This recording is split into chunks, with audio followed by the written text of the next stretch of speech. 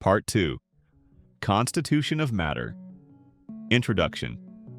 Part 1 dealt with the nature and behavior of matter in terms of what matter is and its states. The question you may ask now is, what is the composition of matter and why is it necessary to study it? You must understand the composition of matter if you want to understand the properties of matter, because the composition of matter is the cause or source of its properties. 2.1. Constitution of matter. Atom. This question has been object of debate from the antiquity.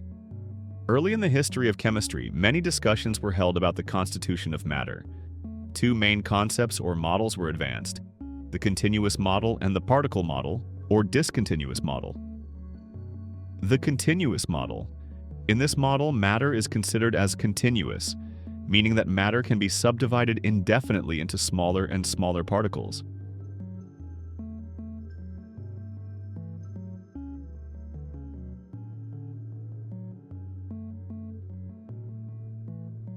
At the beginning, this theory was predominant among philosophers and scientists of that time. The particle model.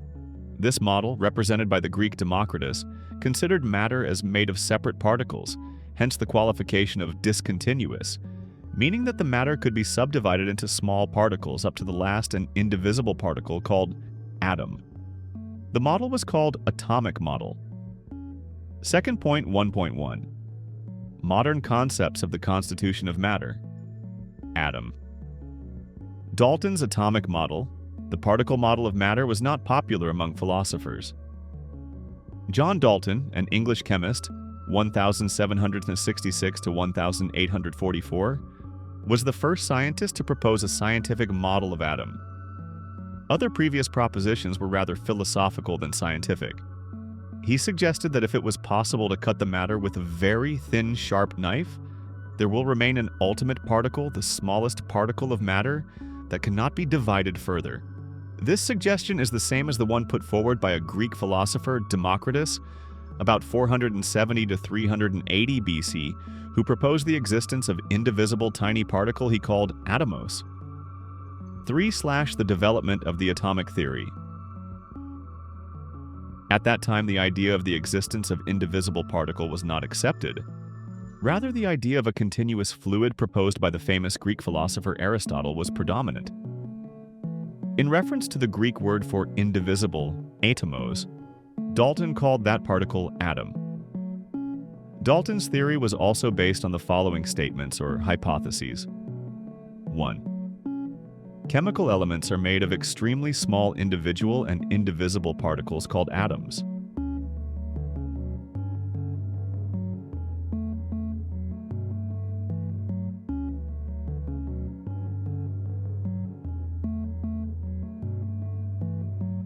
2. All atoms of a given element have identical properties, which differ from the properties of atoms of other elements. 3. Atoms cannot be created from nothing, transformed into atoms of other elements, or destroyed. 4. Compounds are formed when atoms of different elements combine in whole number ratios.